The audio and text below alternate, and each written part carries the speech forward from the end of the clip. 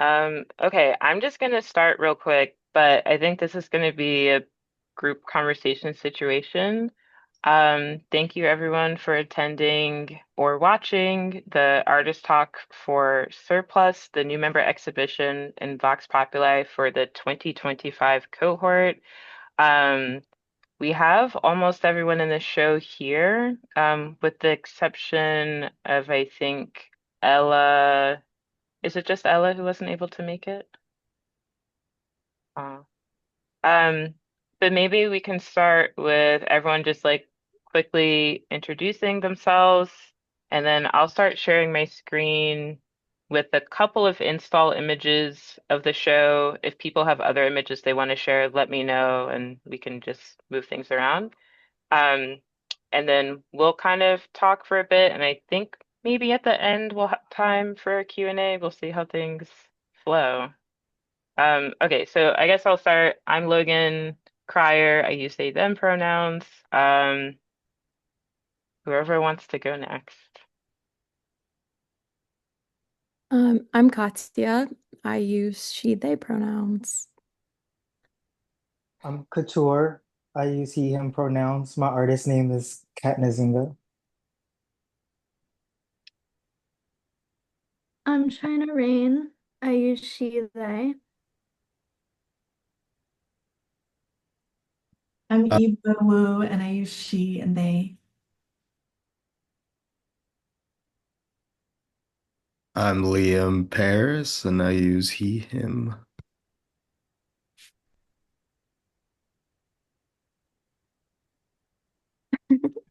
Hi, I'm Ollie. I use they, them pronouns.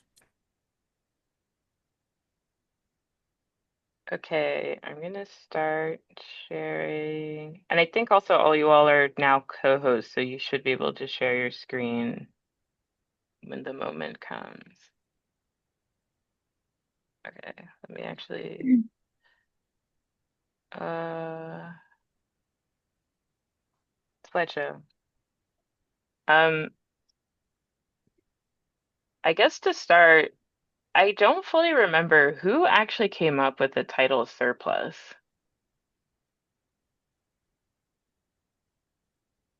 Mm, I can't remember. I think it was one of the sort of just like terms that came up when we had our first meeting in talking about our collective ideas, and what we were thinking about including and what we were thinking about at the moment. And Hmm. then it ended up as the title after us initially not wanting it to be the title, I believe. So that's, I think, what happened.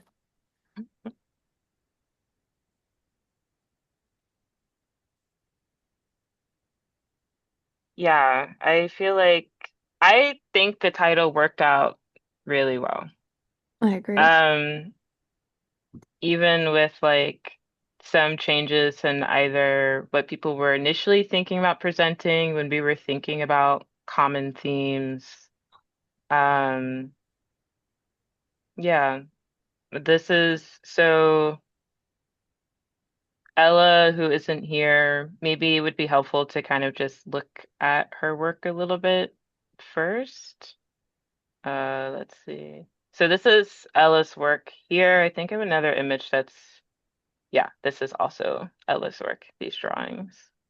Um, in honor of Ella, who's busy, does anyone have any thoughts or observations that they had about her work that they'd want to share now?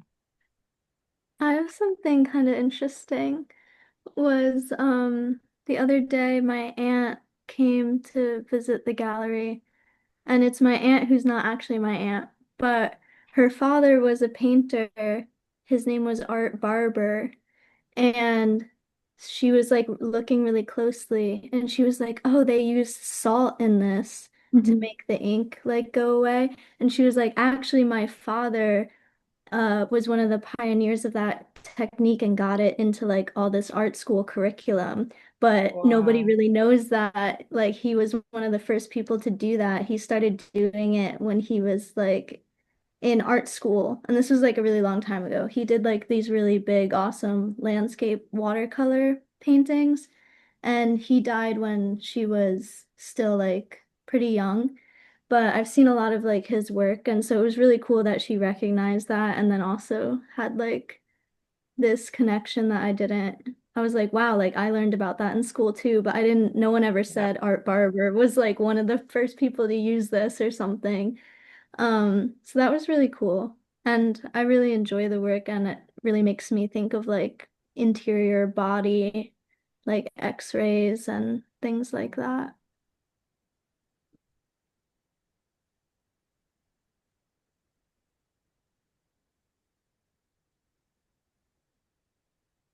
Yeah, I think there's a really incredible um like feeling that comes with all of Ella's work. And it's like it's very visceral and there's that interiority, but also like a maximal scale also that I feel like is present. So it's just always like a really amazing experience to see, especially her works on paper. Yeah, and I think those things are present in the works in the show as well.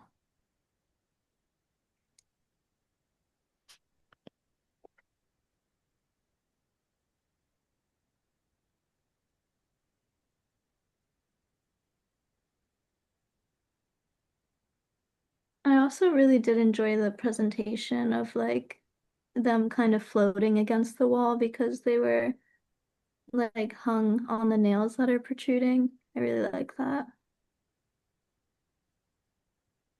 Oh, sorry, did I just stop the screen share? What is, Yes. okay, wait, hold on. I just realized the way it's recording, it may just show my screen but not show anything else. Um, so I want to make sure I get that right. And now the window I had opened is closed completely. Does anyone else have it pulled up and can, oh, wait, actually,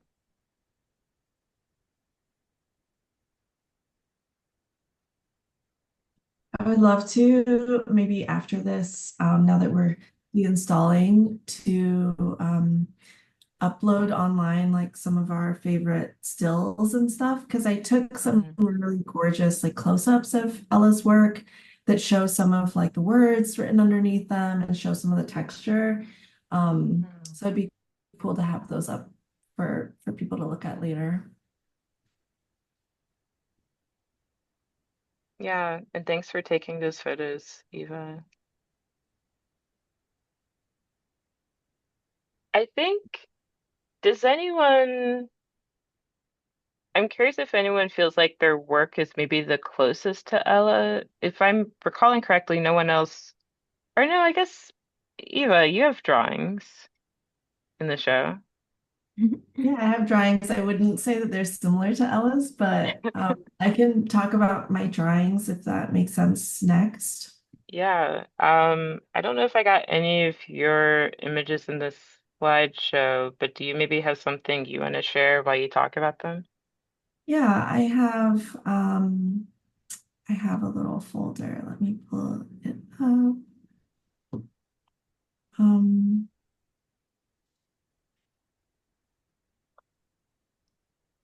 okay, can everybody see this? Yeah. So I had I had two drawings and one painting and also an animation in the show. This was from left to right, the first drawing, and then there was this painting, and then this drawing, and then some little animations. So I guess I'll just talk about them in chronological order from when I made them. Um, these two, let's see if I can get them on the screen at the same time. Um, these two drawings I made last summer. I was really trying to get back into a practice of drawing because I've spent my entire artistic career over the past 10 years working primarily on the computer with digital collage, animation, video art, and stuff like that. But I grew up drawing and painting as well and just really missed that practice on paper. So after a month in residency in California, these were two of my favorite pieces that I produced during that time. And these are inspired by specific pieces of Japanese shunga from 17 and 1800s. I was looking at those beautiful wood block prints. I downloaded a whole bunch of them, and I just sort of used some of the forms of those, but totally queered the kind of aesthetics and made them into bunnies and made them colorful and made them my own and more contemporary. So these are colored pencil, acrylic paint, and ink. And I really, really enjoyed working with colored pencil. I'm sure those of you who also have or do know like the pleasure of making things three-dimensional. They're just so much fun to work with. So yeah, I really love these pieces. I shipped them from California for the show specifically, just boxed them up earlier today to ship back. So I'm really glad that they got to have a little moment to be on view in Philly for this show. And yeah, I hope to make more similar work like this again. Next, I'll talk about I made a little I made a projection that started with these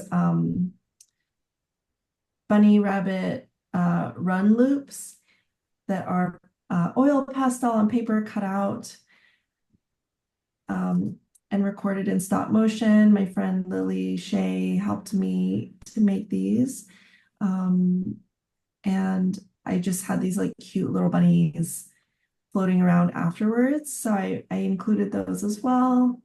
And this is kind of what they look like cut out and pasted over and over again. So I had this projected on either side of my installation, which was a little subtle, but I thought it was cute. And then finally, I have this painting that explores kind of a new direction that I'm interested in, which is making, focusing on painting on canvases and on wood. This is the inside of a flower. And I really liked that it looked kind of alien and like non-binary genital kind of configuration, like it both is concave and protruding at the same time. It just felt really like explicit and erotic, but in kind of an uncensorable way, which I'm interested in exploring since my work is often not able to be posted online, not welcome in certain spaces or galleries. This kind of direction of my work might lead to more opportunities for me. And lastly, I'm from the same area of northern New Mexico that George O'Keeffe and the transcendentalist painters like Agnes Pelton are from. So I thought it would be interesting to try to pick up a little bit where they left off and try to learn some of their techniques and get more into like very intimate floral paintings. This is made with gouache, which was really, really obviously not designed for like great blending because it dries so fast. So I really struggled with trying to make these softer shapes with the material that was like drying so quickly. That said, I do like that it looks like gouache. You can see my strokes everywhere. But I hope to try oil at some point in the near future. So that's kind of the direction that I'm hoping to take my work. And that's for me. Do you have, Eva, someone you want to pass it to either because you saw a connection between what they were doing or what you were doing, or you just had a curiosity about? Um, Maybe I'll pass it to Couture because Couture had um, the show downstairs at the same time, and I just love his installations. Yeah, I was gonna ask you, Eva, like, how did you get into animation, from being like a two-dimensional artist, like starting off like drawing and painting, it sounds like you started off doing that and then you made your way into like animation. I was just curious to like understand that journey between jumping into that because you do a lot of 3D works too, like virtual reality stuff. So yeah, I appreciate that. I got into animation because I was making collages and I learned how to make animation using Photoshop, like their timeline sequence. yeah. Um, so I made a lot of like digital collages and got really into making GIFs and animating all of my layers so that they moved. And I spent like several years making tons of animated GIFs.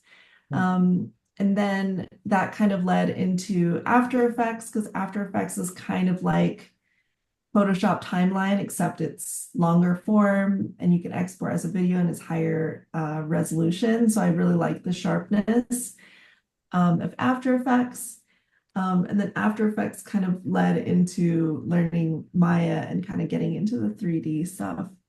But I Uh, love and respect animation. I think animation is like such a cool genre. I um, have so much respect for it. And I it's kind of like comic art. Like I don't know that I have the ability to create that much work. So I don't know how much I'll continue to pursue animation, but I'll always have a soft spot for it for sure. yeah, Yeah, thanks that's for cool. asking. Yeah, yeah, because with animation, like you can even add like I'm thinking of how the bunny rabbits will sound like jumping and stuff and like just being just interested in like taking it to like a different in a way animation is like three-dimensional. So I was just thinking of it like coming from 2D stance and then going into something three-dimensional. But yeah, my P center, um, Logan, do you mind popping it up on the screen? Yeah, yeah. Yeah, so this piece has sound audio to it with the headphones if you guys all took a chance to listen to it. But um and then this is the sculptural piece here in the middle. So I kind of think of like the sound and the sculptural piece being together and as one piece instead of separate. I just like to point that out because I get the question asked a lot of if my work is individual pieces for some reason. And that was also a question with the piece I did downstairs for the residency. Some people were asking if like my work was separated in like the medium. But I like to think of center it all being just one thing. So I think for this piece, I was definitely experimenting, exploring with how far I can take the materials. Um, and I feel as though like most of my work is experimenting with like how far I can take the materials and using industrial materials specifically because I find that it's just easier to have access to those type of materials. Um, and then the same with sound. I feel as though sound is also a good material that's accessible for everyone. So you can just use your laptop, create all type of field recordings, record on your phone, and create something in the software just easily like that. So with all the with with all that like being said, um, the industrialism part of my piece, I like to kind of combine it with like my audio. So for the sound portion, I was playing with how the sculpture piece would sound, and then vice versa. So I think I'm pretty sure like when I was making this piece, I was going back and forth with the sound and going back and forth with the materials and space. So it wasn't like produce one or the other. It's more so they were kind of like going back and forth talking to each other in a sense. Um, and yeah, so I guess I'm trying to figure out how to really break this down. Most of all, like a lot of what it is just like experimenting for me. I don't really have like a concrete of what this piece means to me other than it is me exploring how to create a environment that is not necessarily enclosed, and me experimenting with material that I haven't been able to play with in a while. So again, some of you may know, like I went to school at UArts for material studies. And then in 2019, like I graduated, then COVID hit, and I haven't really had the opportunity to play with materials the way I wanted to because of like not having access. So I think I'm really strong on like using materials that I can have access to because of some sort of like trauma there of like not being able to have like a proper studio and always moving and never knowing like where my like where the my life may take me. So a lot of it is kind of like a reflection of that in a way, and a reflection of like the materials that I feel comfortable using. Um, I think that with this piece too, combining elements like hair and water kind of uh, also brings, and sound also kind of brings a portion to the work where it becomes a bit more lively than just like metal and cement just coming together. Um, and so I think the water definitely is something like really important to me to add in work that I'm actually very excited about like adding water to my journey of like adding water into some of my works because I'm really loving playing with like pools, playing with building pools and playing with water. Um, and in the future, I can see myself like playing with uh, adding tanks and different types of things inside of the tanks, and how that kind of plays with the like the I guess the visual element and the meaning of the work. For me, water kind of symbolizes like movement and change. So without that element, I almost feel like my pieces aren't complete. So there has to be some type of element of something that changes within its state. Um, so I think like sound and water kind of helps that uh, be um, helps that kind of be expressed in the work. Um, what else? I mean, with the hair and also the the actual center piece, like uh the piece that's hanging. I do have this I do have this like I don't know what it is, but something that I really like to do is play with length for some reason with some of my stuff. Um, it always just pops up. Um, and I think that was just like a moment there that it just popped up of playing with something that's long, something that hangs. Um, and I think I really just like the idea of building some type of connection. So like if you make strings like say kind of similar to if anyone has seen the XTL show that was in Icebox back in I think it was May. I used like PVC pipes and I like unscrewed them. I cut them and then screwed them back together and they created like this long type of like bodily arm. I think that like I'm really for some reason obsessed with creating something that has length because it also signifies like some type of connection and some type of link between one thing to another. Um, and I mean, if you like break that down even more, it kind of also alludes to uh, change and transformation of connecting one thing and linking one thing to another and a cycle of some sort.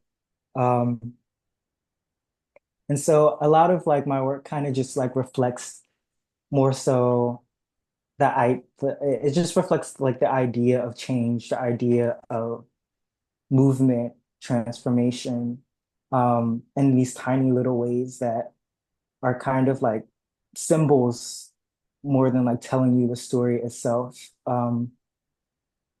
And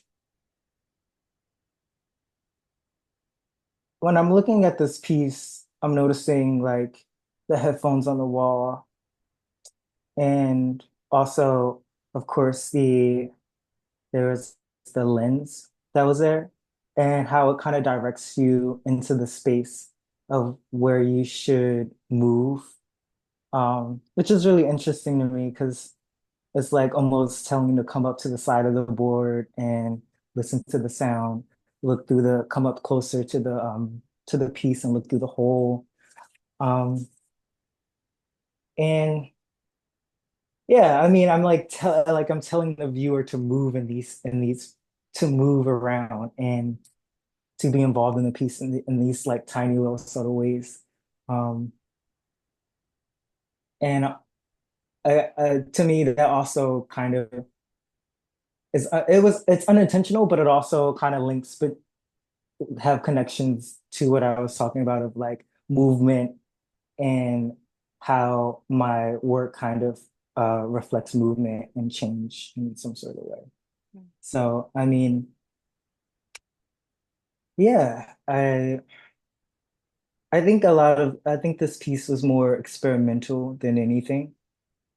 Then of course it was thought thought out and thought through, but there was something about it where I just wanted to just like let my brain kind of take a back seat and um just whip out what I think could be pretty strong um for a good 2025 start to working in visual art again. So um yeah, I mean, does anyone have any questions about anything? Something I really liked, which um, you didn't create, but was a factor of like the hair being there, was that it would like blow gently in the wind, which is something that Yeah, I really liked about like when the windows were open. I liked how the wind was interacting with a few pieces, like Katya's pieces on the wall also were like moving, your hair was moving, like some of the fabric on my thing was moving, and I really liked Mm. that, and I felt like it added to like aliveness and like movement. Yeah, I yeah, liked also because it was like centered, but it was like still like alive. And I yeah. liked with It's the quite headphones watching it too. yeah. Yeah, that was like, of course, like something that I didn't know was going to happen until everything was installed. But it also was like a beautiful accident, I guess, in some Mhm. way, because it was adding to the movement of what the piece is kind of about, without like disturbing it in a way, Mhm. fall apart. It just added a really nice uh, curve to the piece. Um, I'm yeah. curious, like, to that point, like, did anyone have, as they were installing, something that occurred or they realized about the space that affected what they were doing? Um, a lot of my piece centered around people interacting with it. And I didn't think about the fact that when people come into a gallery space, they don't think that they can touch the stuff immediately. Uh, Yeah. so during First Friday, I was watching people like tepidly move up, and then I stuck some labels all over it to give people the assurance that they could touch things. Um, so that was a lesson for me. Yeah, when my aunt came to visit the gallery, I was like, you should leave a message. And she was like, I don't know what to say. I just don't know what to say. And I was like, just say whatever you want. And so she was like, okay. And she picked up the phone and she was just silent for so long. And I was like, say something. And she was like, I don't know what to say. And then she hung up and I was like, Liam is not going to even think there's a message on that because it's going to be so long silence. But yeah, she was Got also it. like, can I touch So, this? Like, yeah. It was a lot of people saying I don't know what to say, so but I'm pretty sure I caught the long silence and hers, so that is cool to put a face to the voice. Should I go? Yeah. Yeah. Yeah, I had a lot of fun with this. I've never done any sort of installation work before. And I had heard a lot of advice or warnings about non-visual artists doing visual art for their new member show. Um, and so I went, oh, what are my strengths, but what's going to work in the space? Um, so originally I was trying to do some audio work that was going to be a little bit more static and maybe more of like a narrative sort of piece that just played through the phone.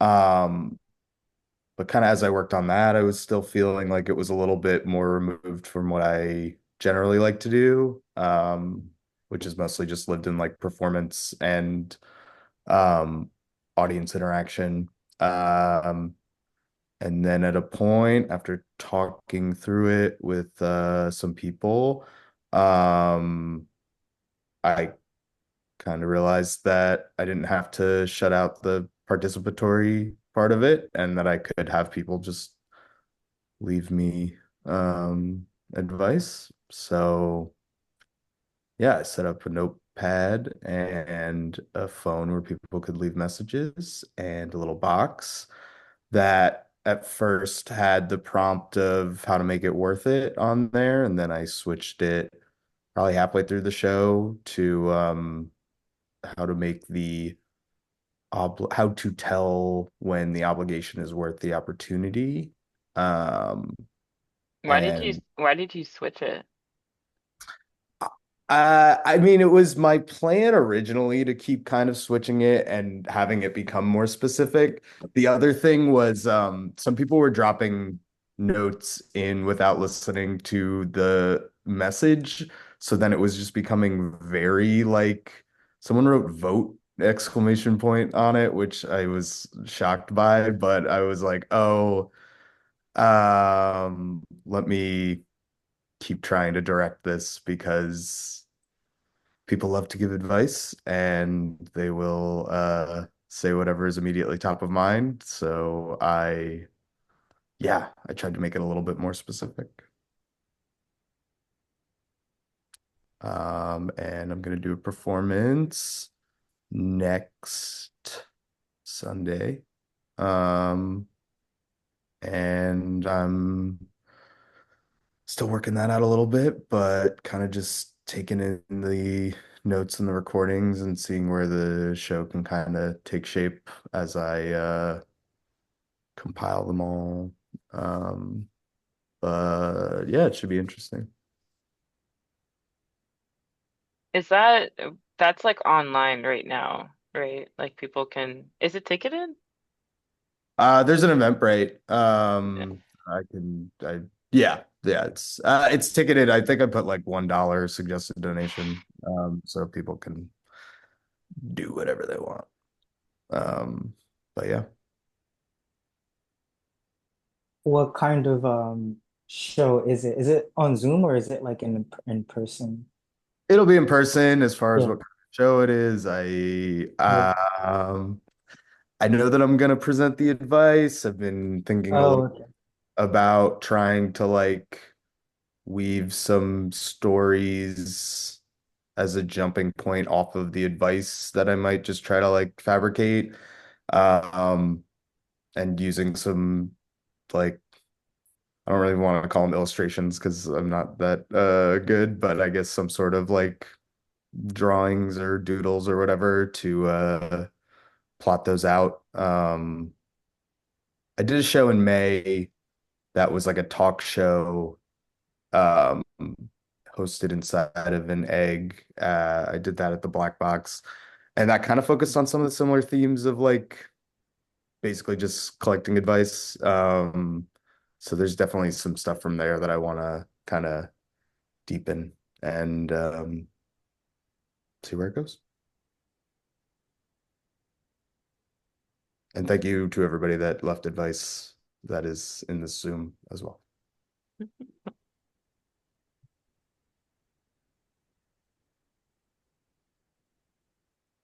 We're in like the last 15 minutes-ish. And I think there's your link to your event got shared in the chat, Rock as on. well as a image of you in a suit.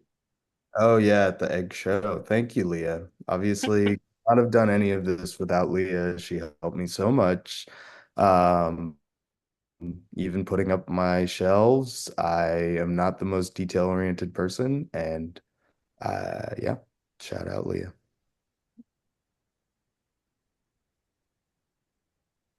And shout out Ollie because the bird is very present in a lot of the phone recordings, which perfect kismet of spacing and placement. Well, you know what that means. Yeah.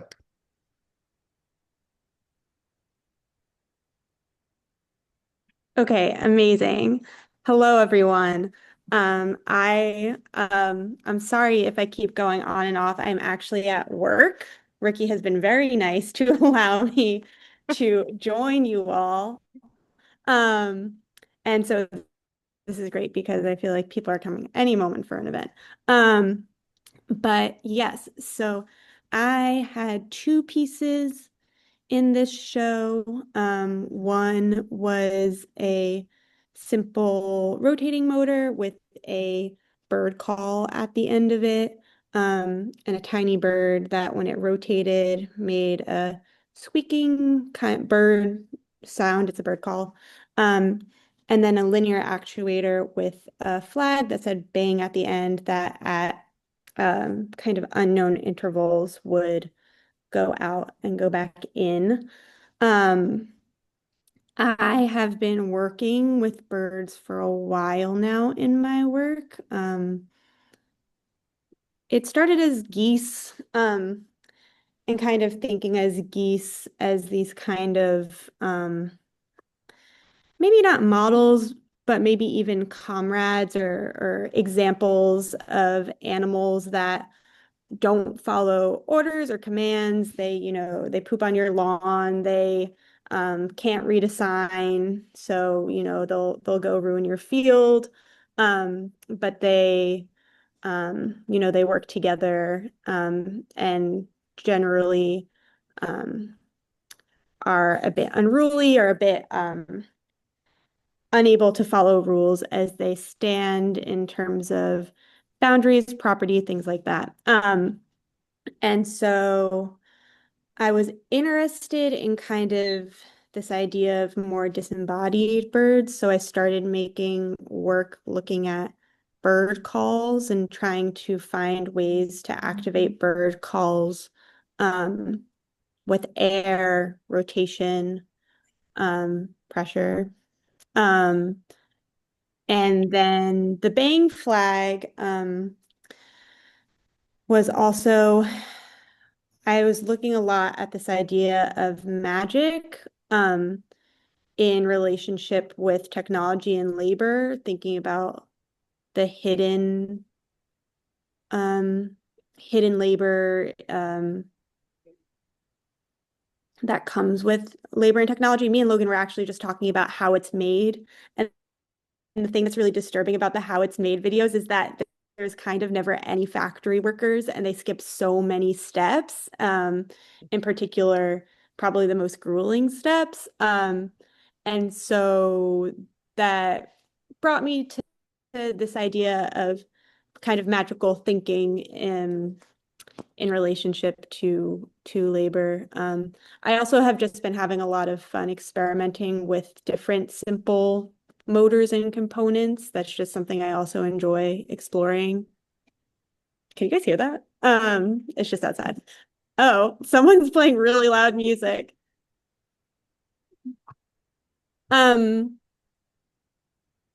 So yes, that's what I was interested in, these two pieces. I also, like Liam, am more of a performer, or I do a lot more performance work or project-based work, and I wanted to challenge myself to have something that could just exist in the gallery without me, because that's not typically what I make.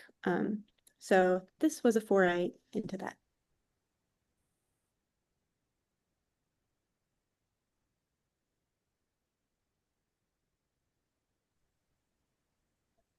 Well, Should I I was or well, I saw a connection between like performer and physical space because China, I primarily knew you as someone who performs their work. So I'm curious if you also had similar considerations about like what presence means in a gallery context. Yeah. Yeah, I think over the past few years I've been doing a lot more performance stuff, whether or not that's like yeah, like reading my work or doing some sort of like play scenario. Um and I was thinking, I was like, oh, what kind of thing do I want to do? I'm like a writer. I write all the time, but I'm also a visual artist. But I feel like also because of like space and not having had like a studio in the past year or so, I haven't been making as much like physical work, or like it's mostly like clothing or like, and it's just my clothing. My friend the other day was like, "Why do you write on all your clothes?" And I was like, I guess I do. I didn't even think about it. But yeah, it's like I haven't made something in a while that is like a full standalone like object, I think. And kind of what came to mind when I was thinking about the show is that I wanted to make something from my writing three-dimensional, and I wanted to make a room, and I never have made a room before, but I like have been thinking a lot about like confessional booths and like things like that. And I knew that I didn't actually want it to be a confessional booth because I didn't want like people to go in there and try to think of how to like shame themselves really, or like have to like think of something to confess to like another person or God. I wanted it to be like, even if your intent is to talk to God, that it doesn't have to be under scrutiny or like repair. Like it can just be your body sitting there. Um, and so I was like, okay, I'll build a room. And then I was like, how do I do that? And then so I got wood and all the fabric is like things I already owned. I didn't buy any of that. It's just like pieces of clothing or like fabrics that I've had over the years. And I took a bunch of like cinder blocks and bricks and wood from my job because I do landscaping and then I just like find pieces of wood and bone and stuff. And so I kept asking my boss, I was like, can I have this? He was like, I don't care. So that's what I did. And I felt like it was really a experiment with also like time because I knew like I wanted the inside to be completely dark except for one hole that I was going to drill in the top so that like a single beam of light could come in. And I think for a lot of people that was confusing because I think the what people expect is like, oh, what's in here? And then they look and they're like, oh, nothing's in there. And I saw quite a few people like poke their head in and then like walk away. And that's fine because it is supposed to be also like about whatever you want to get out of something.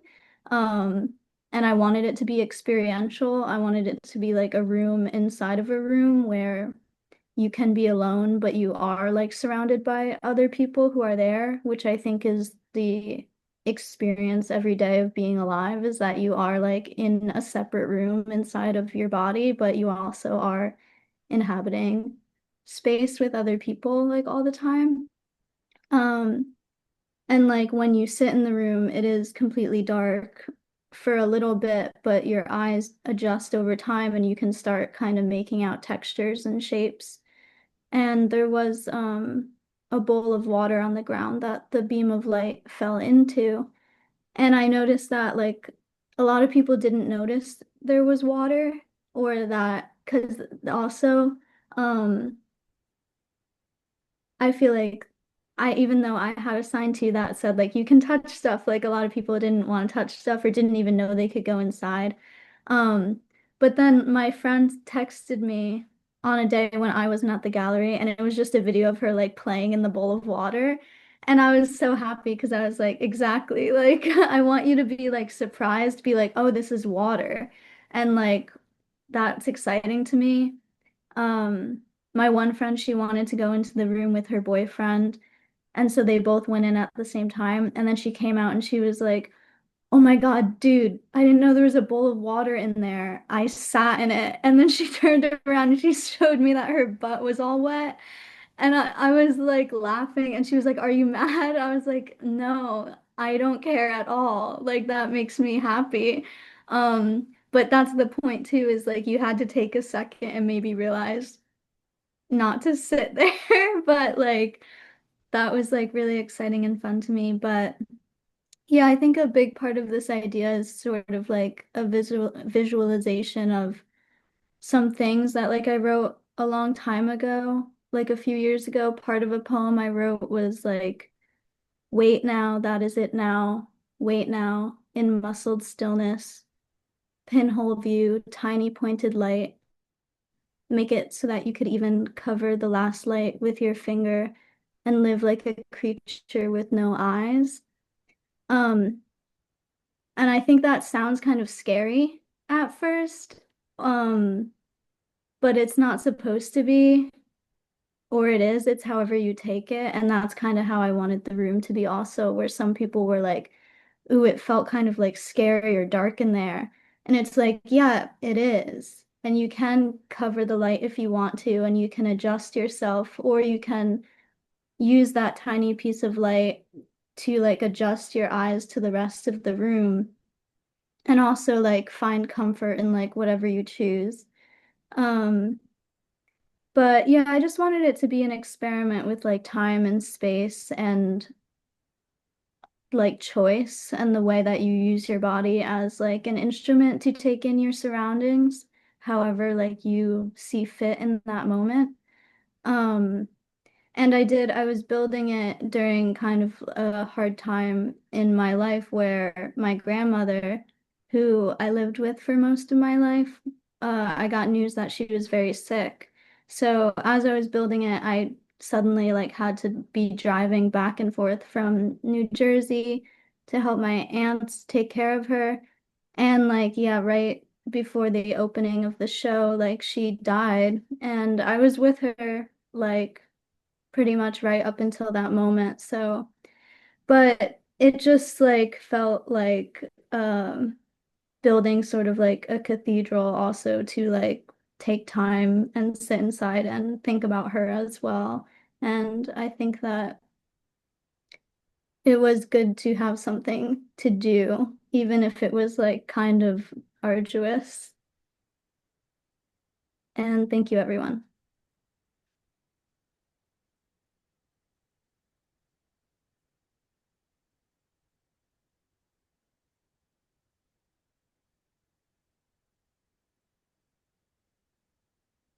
Katia, do you want to go next? I know you have some images in the slideshow.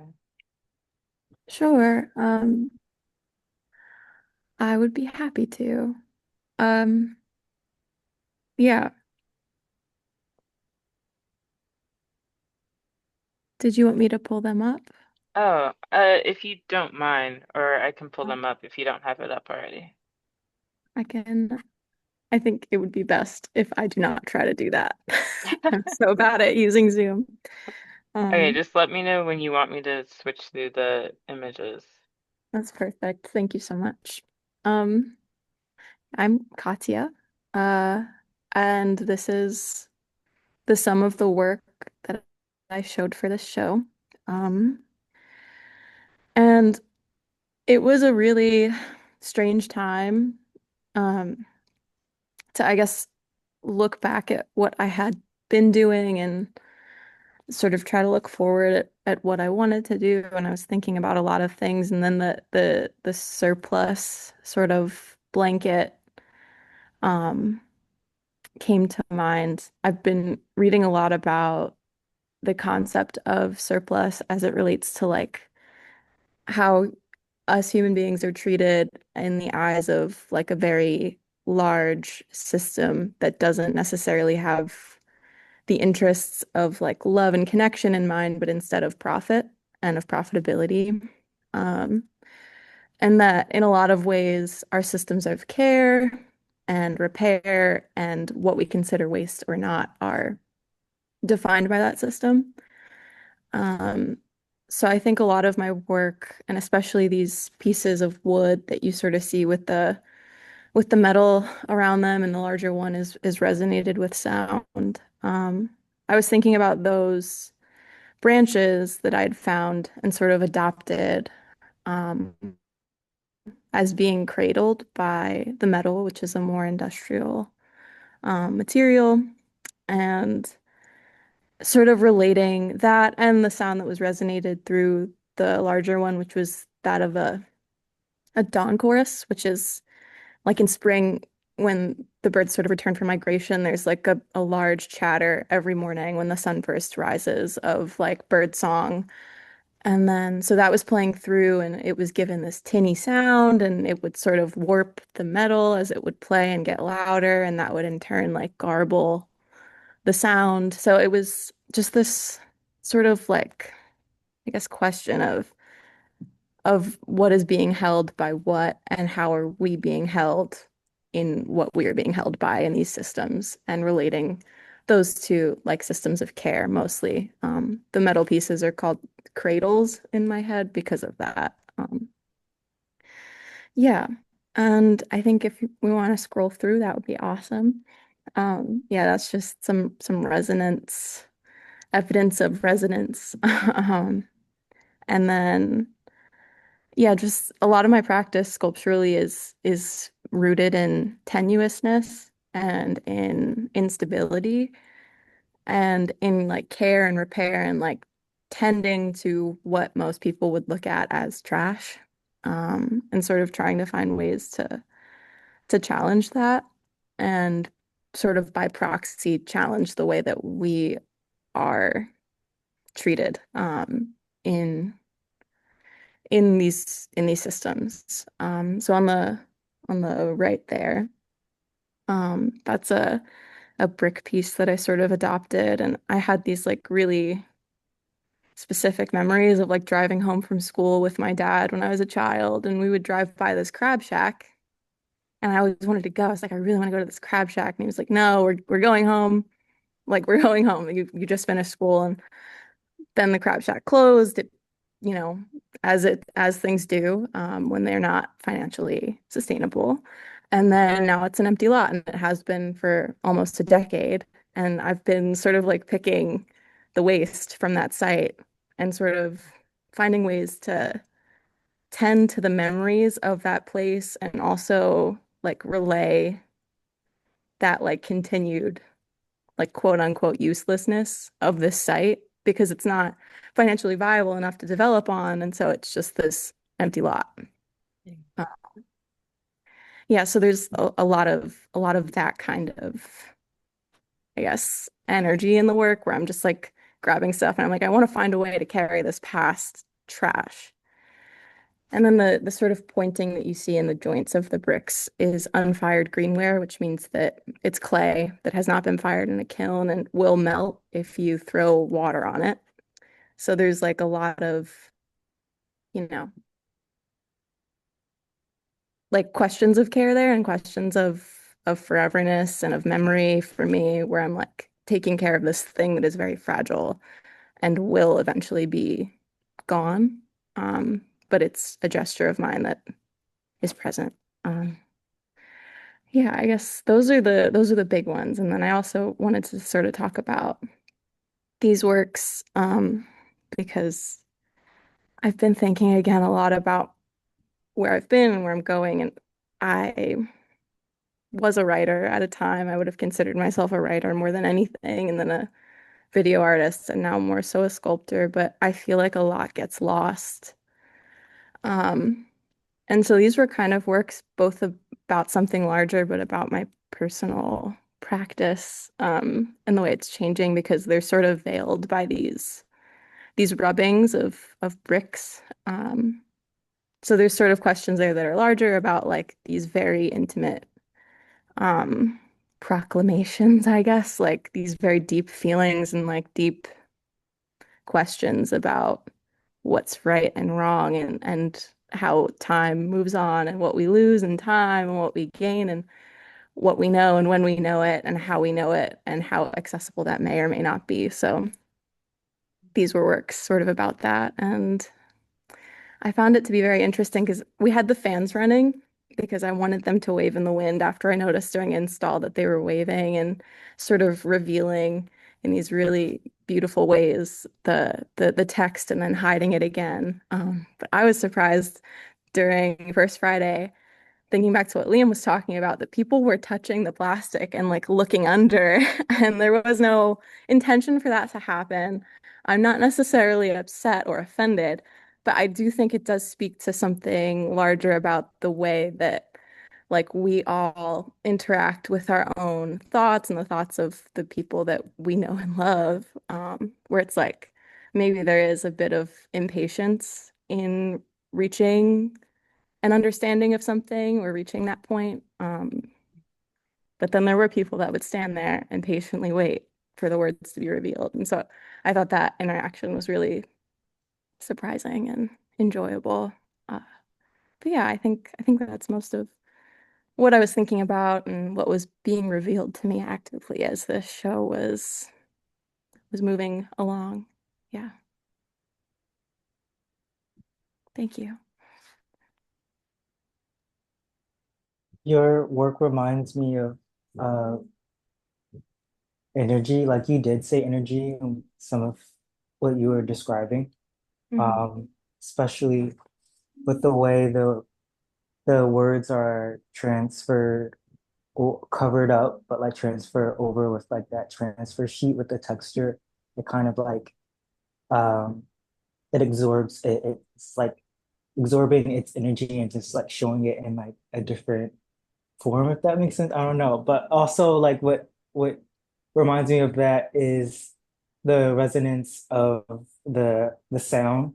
Mhm. And I don't know if people were touching the metal, but you could probably like feel the energy vibration of it being transferred from the metal to the stick and going down the metal. And I relate that in the same way of like seeing the your writings on the wall and Mm, then have it transfer the energy in this mm, abstract textural way.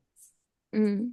Thank you. Yeah, no, definitely a lot of transfer and motion and material exchange that I think, like, I want to let it happen and then let it mean what it will mean, in a more symbolic or metaphoric way. And yeah.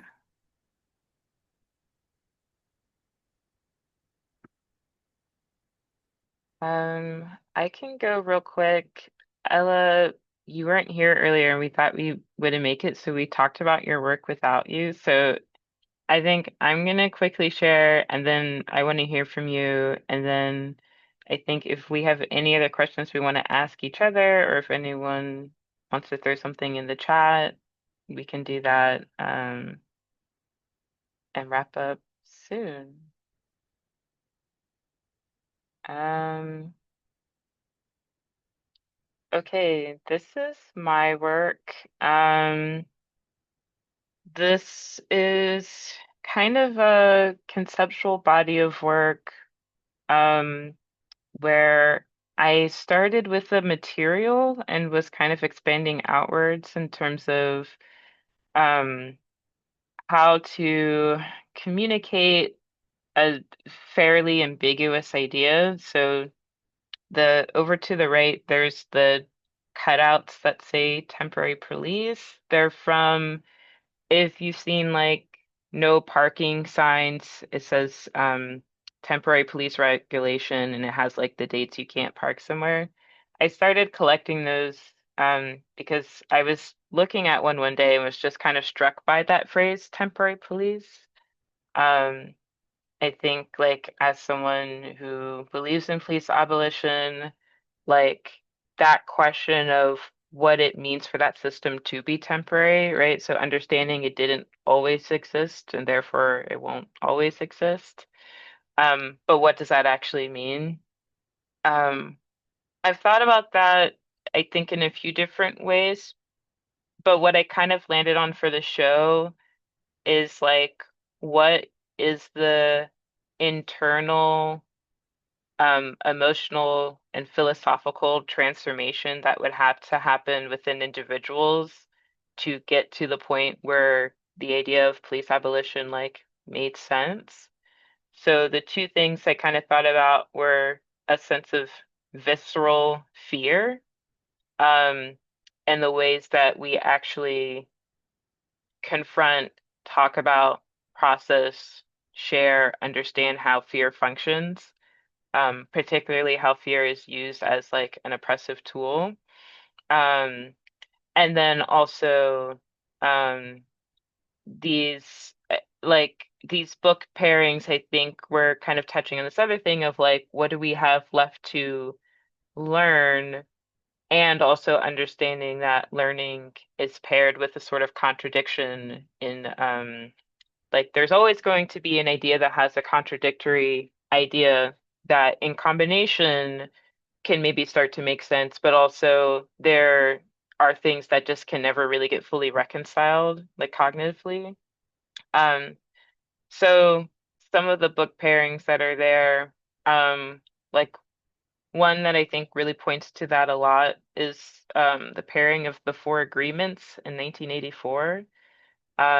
So if anyone's ever read or heard of the Four Agreements, it's a book that was released, I believe, in the 90s, um, talking about the Four Agreements, uh, which are essentially four things to keep in mind to help you move through the world with a peaceful demeanor. So one is be impeccable with your words, so don't speak poorly about anyone. Don't take anything personally. Um, I think the third one is do not assume. I should know there's only four, but the last one is definitely always do your best.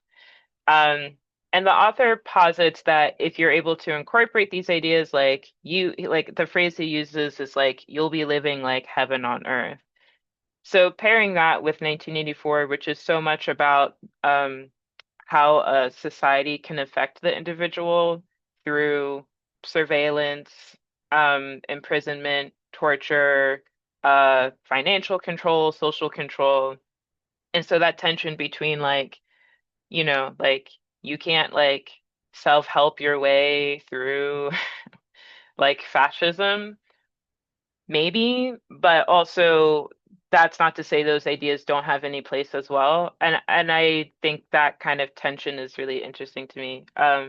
Another pairing is Artificial Hells, which is a book that talks about um, some of the successes and failures of social practice art. And that's paired with a book called Citywide, which I don't know if anyone here remembers. So Citywide was a project that took place in Philly in, I want to say 2012, maybe it was 2013, um, where a lot of galleries were putting on shows. Some of those had elements of social practice, some didn't. But the general idea was a sort of social practice idea of like collecting all these artists together and galleries together. And I never experienced it personally, but anytime I've ever talked to an artist who participated in it, they're always like, "Oh man, Citywide, that was something." So I think there were like interesting successes, but also memorable failures with that as well. So that I think there's the tension between theory and praxis, right? Is it better that Citywide existed imperfectly rather than not had existed at all? And also that there is always this periodical reattempt to, join the Philadelphia art community together. Philadelphia Assembled was trying to do that, Common Field. We have Collective Futures, which is something that's going to happen next year that's also going to do that. Um, yeah, I think that's what I will say about that.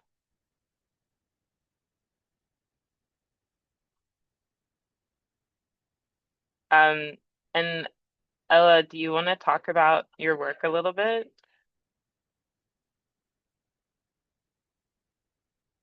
I can. I'm curious what you guys were gonna do if I hadn't arrived, but I can. Yeah. I have images in the folder. You can watch the recording later and see what we all said.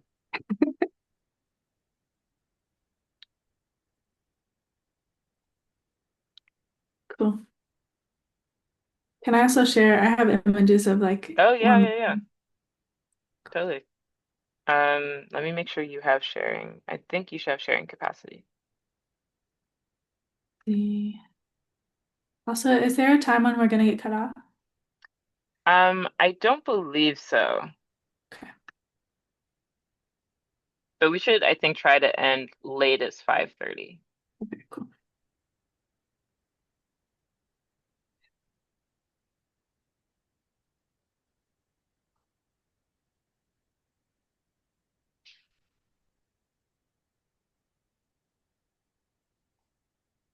So here's images from the show.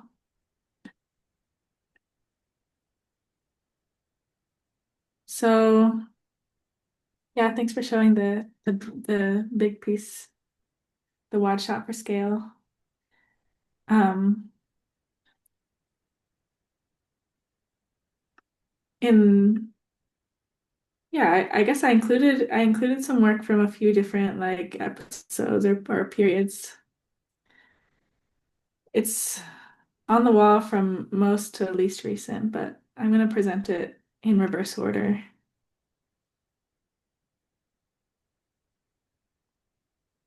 Starting with this print that I included towards the end of my wall. Oh wait, are you sharing the image of the print? Yes, it's not showing. I think it's like, oh, there you go. Oh That was wait, showing? wait, do that again and then drag it more in. Yeah. Okay. Okay. Which is from a long time ago. It's from 2019, and it was a series I was working on of monoprints with the idea being of like I guess a material inquiry forcing together under this like highly pressurized press materials that do not want to be touching and seeing what that what that created. So this piece had oil-based ink and water and salt and I think mineral spirits or another solute. And it's from a while ago, but I felt like I wanted to include it. I guess I was hearing some other people talk about like this show as an opportunity to reflect on like what we want to be doing in the in this next era of our own practices and what we want to be pulling forward from our past work. Um, I definitely felt that as well. So I was reflecting a lot as we were prepping for the show on like what is the most useful to me of my past approaches and um so I brought this one forward. Um I also included some work from an ongoing series. I've been working since 2023 with my friend um Aaron Pond, who's an improvisational musician. And we have developed a practice of like doing improvisational sessions with sound and drawing live in a sort of set time period. And, and what I love about these sessions is that like I've always really, really loved and connected with drawing from observation and like the type of focus and the just mental space of really locking in on what's in front of you and being really honest about it to the best of your ability and uh just like the really meditative strategizing that happens with the choices of how to make measurements about what you're seeing, how to convey something truthfully, which details to include, which details not to include, all under like the pressure time of whatever you're dealing with. Um, Partially because I feel like that is a really valuable analytic framework for everything. Like we're always processing so much information in a constricted uh, situation, it feels like always. And I guess just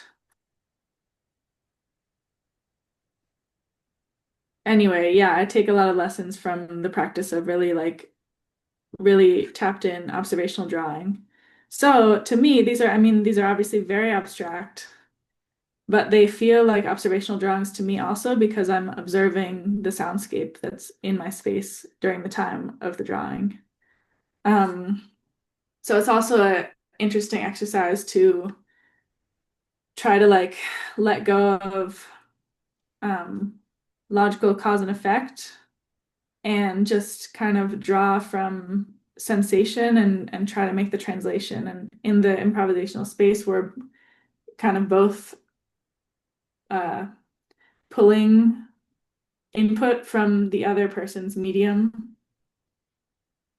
Um, so these are two examples, yeah, two examples of those sessions, along with the big drawing, which is along the same lines. It's just bigger. Always using really basic tools that are easy to carry around, paper, charcoal, erasers, chalk sometimes ink. Um, and lastly, I showed two small new works that are part of a line of inquiry that I don't really know very much about yet because it just started. Um, but they're related to this text I read.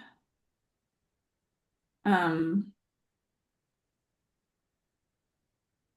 yeah, about like, I guess, reproduction and uh, abortion and miscarriage and just like the insane transformation that happens when you um,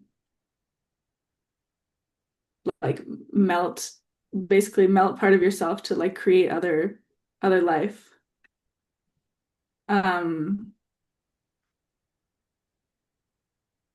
yeah, so these are some tiny little watercolors.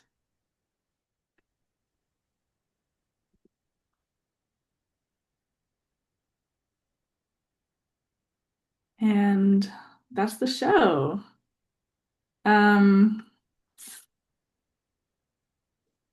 yeah, it was really it felt really good to get some work out there and I guess get the yeah, it felt like an initiation and like a formal beginning to a new chapter. So thank you to everybody for being part of that.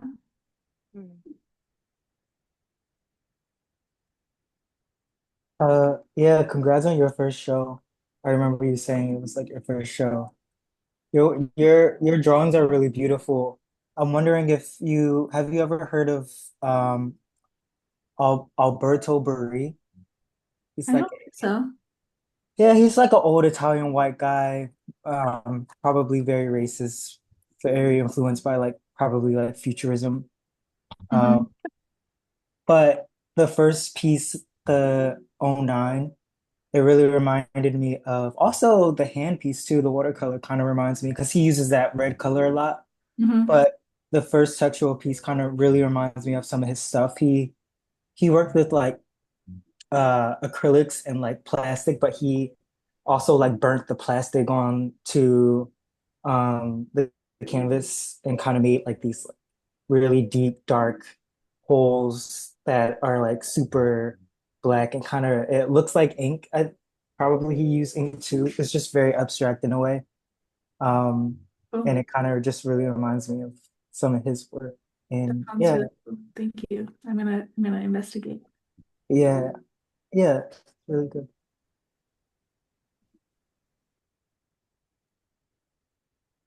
I do feel Yeah. like it's a oh no, go ahead. Oh, sorry. I was just gonna say it was great to hear and learn more about everybody's practice because I'm looking forward to getting to know everybody better.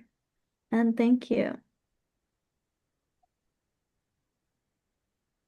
Agree. Yeah, I was gonna say it's cool to see how much like our work overlaps, Yeah. like either in materially or just how we're thinking about how we want people to understand it. Um, yeah, like yeah, I think there's like a um I don't know, maybe like a looseness, but like there's something kind of relaxed about everyone's work, maybe. Like there was so much about like, well, the intention was this, but if it ended up like this, that was okay. Or like materially, I started off here, but then it kind of drifted this way, and that's kind of part of it. Yeah, just something I was thinking about, noticing. Hmm. Yeah. Like everybody seems really comfortable like letting the work lead rather than dictating. Yeah, like I guess no one like sometimes with artworks it's like if you don't have like the artist statement next to the work, you basically don't know what it's about. But I don't think anyone really had that, Hmm. which is interesting. Yeah, I was also gonna say Ali and China. I think your work, both of your works really talk to one another in a way. And I kind of see it in the ways of like it being dramatic in a good way, like in a really like interesting way where it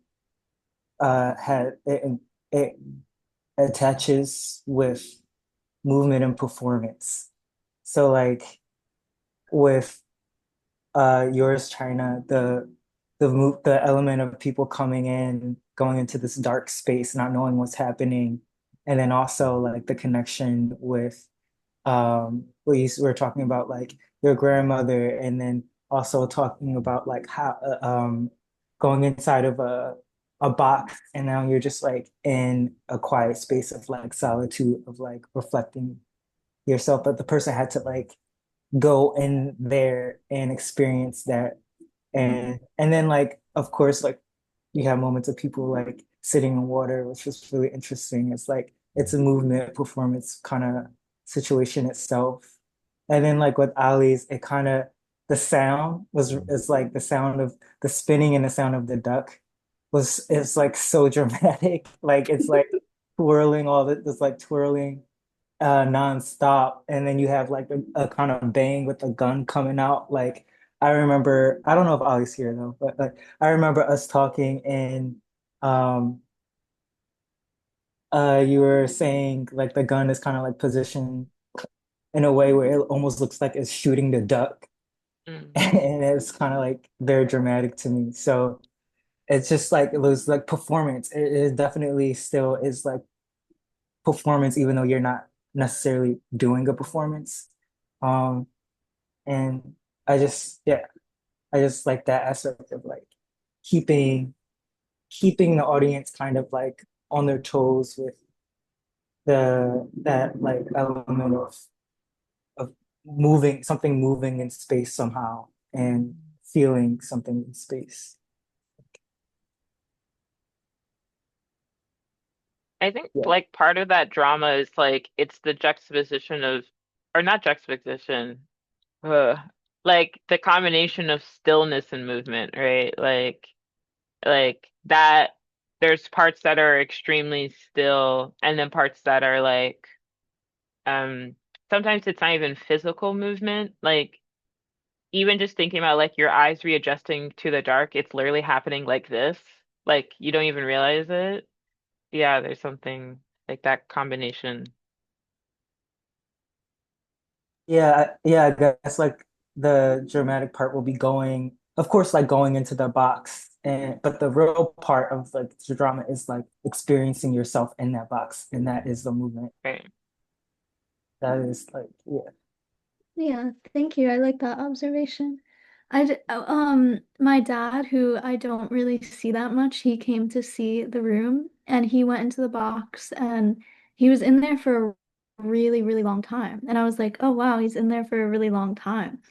And then he came out and he was like, I was like, what do you think? And he was like, oh well. I actually sat in there with my eyes closed for a really long time because I thought the point was that you're supposed to like adjust your eyes. So I wanted to skip it. So I like held my eyes closed for a really long time and then I opened them and I was like, oh, there's nothing really in here. And then I was like, well, you skipped the part where something kind of happens to you. Um, but he was like, and then his like girlfriend that was there was like, oh yeah, I like that there's a bowl of water in there. And he was like, there's a bowl of water in there? And I was like, yeah, you should go look again. Because he just like, it was funny that he tried to like biohack it or something.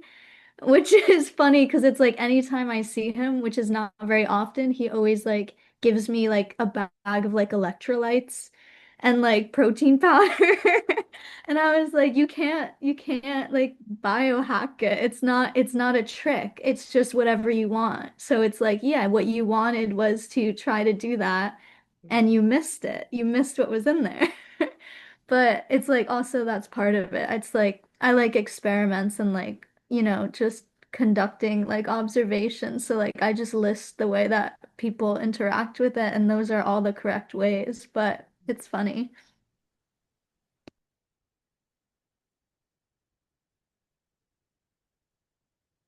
I don't know if Liam's still in the chat or the Yeah, meeting, right. but oh, yeah, Liam, something I'm curious about is like your piece like references like the fact that we are Vox members, Like I don't know if you already have a sense of this from the feedback you've gotten or if it will become more clear as the performance culminates, but like to add that as like another layer on top of everything else, or just like acknowledging the container, um, is like kind of interesting, especially because like we knew this show was coming like what in like May, and I'm sure a lot of people's like knowledge, experience, feelings with Vox has like changed a lot since then. Yeah. Um, yeah, I think when I started with the idea, it was born out of like feeling like this was new territory for me and everything. But then, yeah, we did have a lot of time together and really experiencing it all within that, so that it became more generalized and less about like Vox itself and more about like taking on new obligations. And it was really cool to hear people reference the space itself. And a lot of people were very positive and like kind of going to the point of all the different pieces, like people interacting with everything in different ways. Like I think it really does speak to like the gallery itself and like what kind of vibe it attracts, in a way that people definitely have a lot of reverence for it and also recognize that it's pretty different, pretty out there. So that was kind of nice to experience kind of directly. Mm. Liam, I think it'll be cool to play with for your performance to play with the advice you got, which was like, well, you are, but the statement, like, I don't know what to say, and Yeah. like bring, yeah, and then like make something really cool out of it. I bet it'll be really cool. Yeah. Yeah. Yeah.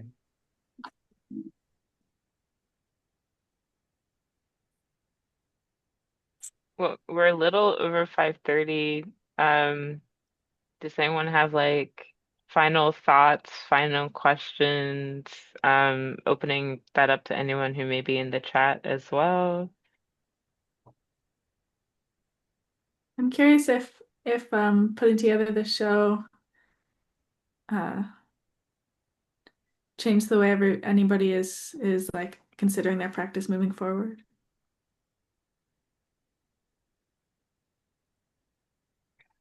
I would say definitely. Yeah. Yeah, yeah, absolutely. And I guess how so, but I know we don't really have maybe we don't have I'll quickly say as someone who primarily curates, like putting a lot of focus and attention towards art making was kind of a revelation in that like it revealed to me what I was interested or capable of aesthetically. Um, and also that I I mean, I have an art background, so I think about making work all the time, and thinking and making aren't the same, but I was surprised to see how much the thinking actually helped the making a lot. But now I'm like, but what if the making helped the making? I think that would be even better. Yeah, yeah. There's a like a really distinct difference between thinking of making and actually like making and making. Mhm. It's it's interesting to play with.